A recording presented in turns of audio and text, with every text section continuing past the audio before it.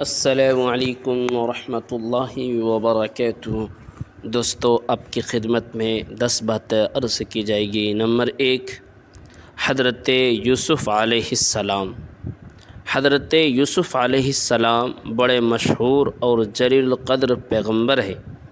وہ حضرت یعقوب علیہ السلام کے بیٹے، حضرت اسحاق علیہ السلام کے پوتے اور حضرت ابراہیم علیہ السلام کے پڑ پوتے ہیں۔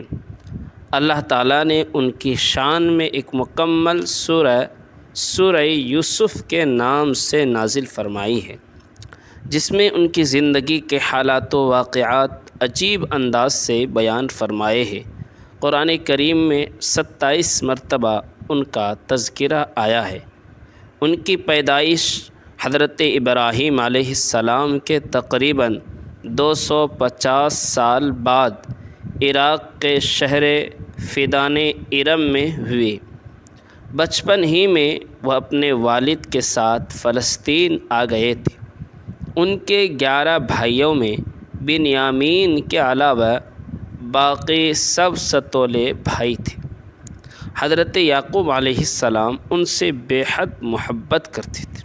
کسی وقت بھی ان کی جدائی گوارا نہ تھی، کیونکہ شروع ہی سے ان کی فطری صلاحیت دوسرے بھائیوں کے مقابلے میں بالکل ممتاز اور روز روشن کی طرح ظاہر تھی۔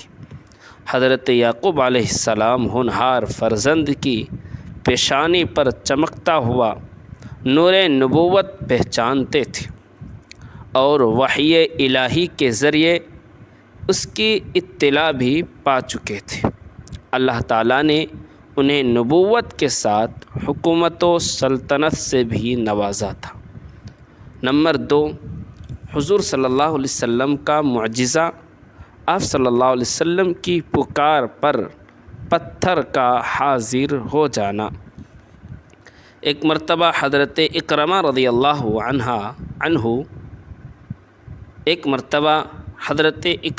اللہ عنہ جو ابھی اسلام نہیں لائے تھے، رسول اللہ صلی اللہ علیہ وسلم کے ساتھ چشمے کے کنارے پر تھے۔ انہوں نے دوسرے کنارے پر پڑے ہوئے پتھر کی طرف اشارہ کر کے رسول اللہ صلی اللہ علیہ وسلم سے کہا، اگر آپ سچے ہیں تو اس پتھر کو اپنے پاس بلا لیجیے کہ یہ پانی میں تیرتا ہوا آپ کے پاس آ جائے۔ چنانچہ رسول اللہ صلی اللہ علیہ وسلم نے اس کی طرف اشارہ کیا۔ وہ چٹان اپنی جگہ سے اکھڑی اور پانی میں تیرتی ہوئی رسول اللہ صلی اللہ علیہ وسلم کے سامنے آ کر رکی، اور اس نے آپ صلی اللہ علیہ وسلم کی نبوت کی گواہی دی۔ پھر آپ صلی اللہ علیہ وسلم نے حضرت اکرمہ رضی اللہ عنہ سے فرمایا، تمہارے لیے اتنا ہی کافی ہونا چاہیے۔ اکرمہ نے کہا، ہاں، اگر یہ پتھر اپنی جگہ واپس بھی چلا جائے۔ رسول اللہ صلی اللہ علیہ وسلم نے پھر اسے اشارہ کیا تو وہ اپنی جگہ واپس چلا گیا، مگر پھر بھی اکرمہ اس وقت مسلمان نہ ہوئے، البتہ فتح مکہ کے وقت مسلمان ہو گئے۔ سیرت حلیبیہ، جلد نمبر 5، حدیث نمبر 178۔ نمبر 3، ایک فرض کے بارے میں، مسجد میں داخل ہونے کے لیے پاک ہونا۔ رسول اللہ صلی اللہ علیہ وسلم نے کسی حائضہ عورت اور کسی اجنبی یعنی ناپاک آدمی کے لیے مسجد میں داخل ہونے کی بالکل اجازت نہیں ہے۔ فائدہ: مسجد میں داخل ہونے کے لیے حیض و نفاس اور جنابت سے پاک ہونا ضروری ہے۔ ابو داؤد شریف، حدیث نمبر 232۔ نمبر 4، ایک سنت کے بارے میں، بیمار کو دعا دینا۔ رسول اللہ صلی اللہ علیہ وسلم جب کسی مریض کی عیادت کرتے تو فرماتے، لا بأس طہور انشاء اللہ۔ ترجمہ: گھبراؤ نہیں، انشاءاللہ اچھے ہو جاؤ گے۔ بخاری شریف حدیث نمبر 5656۔ نمبر 5، ایک اہم عمل کی فضیلت، غریبوں کے کام میں مدد کرنا۔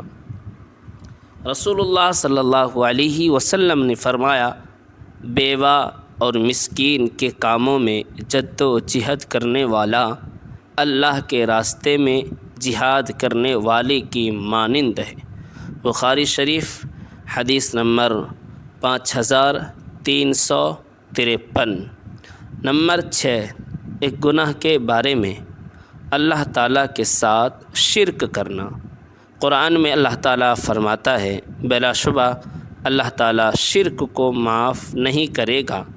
شرک کے علاوہ جس گناہ کو چاہے گا معاف کر دے گا، اور جس نے اللہ تعالیٰ کے ساتھ کسی کو شریک کیا تو اس نے اللہ کے خلاف بہت بڑا جھوٹ بولا۔ سورہ نساء آیت نمبر 48۔ نمبر 7، دنیا کے بارے میں۔ دنیا کی زینت کافروں کے لیے ہے۔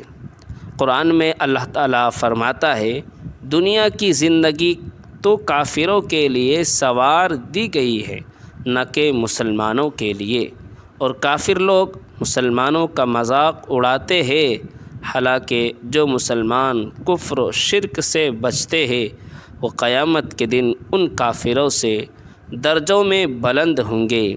آدمی کو اپنی دنیا داری اور مالداری پر غرور نہ کرنا چاہیے، کیونکہ اللہ تعالیٰ جس کو چاہتے ہیں بے حساب روزی دے دیتے ہیں، اس لیے مالدار ہونا کوئی فخر کی چیز نہیں ہے۔ سورہ بقرہ آیت نمبر 212۔ نمبر 8، آخرت کے بارے میں۔ قبر میں ہی ٹھکانے کا فیصلہ ہے۔ رسول اللہ صلی اللہ علیہ وسلم نے فرمایا، جب تم میں سے کوئی وفات پا جاتا ہے تو اس کو صبح شام اس کا ٹھکانہ دکھایا جاتا ہے۔ اگر جنتی ہو تو جنت والوں کا، اور اگر جہنمی ہے تو جہنم والوں کا ٹھکانہ دکھایا جاتا ہے۔ پھر کہا جاتا ہے، یہ تیرا ٹھکانہ ہے، یہاں تک کہ اللہ تعالیٰ قیامت کے دن تجھے دوبارہ اٹھائے گا۔ بخاری شریف حدیث نمبر 1300۔